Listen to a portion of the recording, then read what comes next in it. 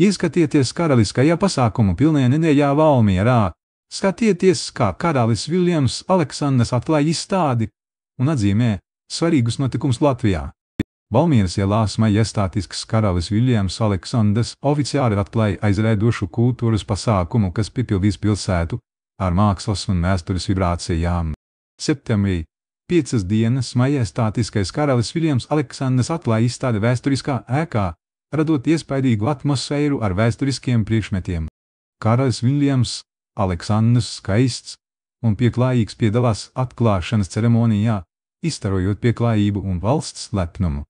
Karalis pavedādams ar pieklājību šķērso skaistas ielas, nodrošinot iespaidīgu skatu pilsētā, un pasākuma atmosfēra ir piesātinātā gaidīšanas sajūtu. Karalis iesaistīts interesantā sarunā, rada mājīgu un pieņemīgu atmosfēru, kas piepildīta ar interesi un pozitīvu enerģiju.